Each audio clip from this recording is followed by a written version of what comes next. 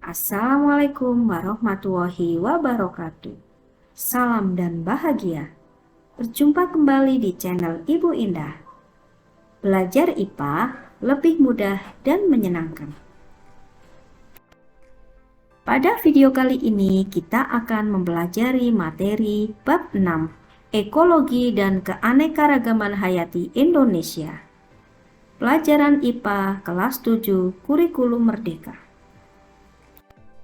Ekologi merupakan cabang ilmu biologi yang mempelajari hubungan timbal balik antara makhluk hidup dengan lingkungannya.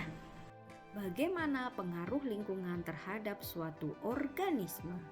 Pernahkah kalian menanam beberapa tanaman dan diberi perlakuan yang berbeda? Misalnya, ada tanaman yang diberi nutrisi yang cukup, pengairan yang cukup, dan pencahayaan yang cukup. Sementara tanaman yang lain tidak demikian. Tentu akan terjadi perbedaan kecepatan pertumbuhan pada tanaman tersebut.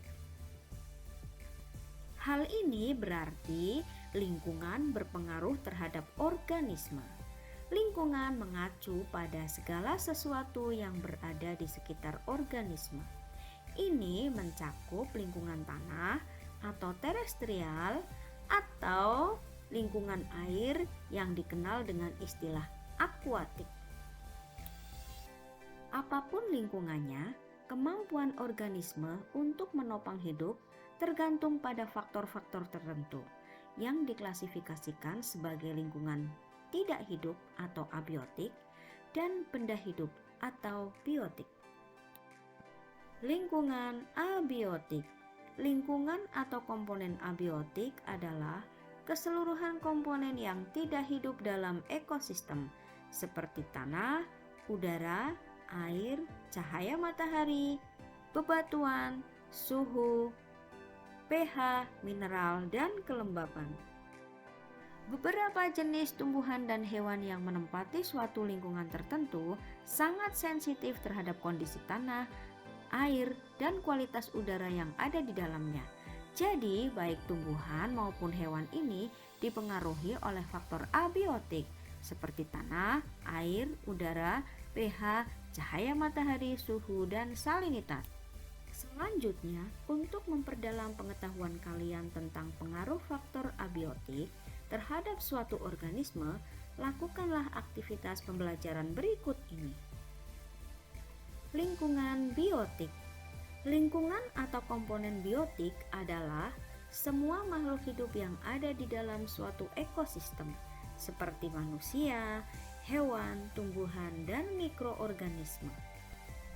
Kehidupan organisme juga sangat dipengaruhi oleh faktor biotik, seperti tumbuhan, hewan, dan organisme lainnya. Interaksi antar organisme ini bisa bermanfaat atau bahkan bisa merugikan bagi organisme itu sendiri.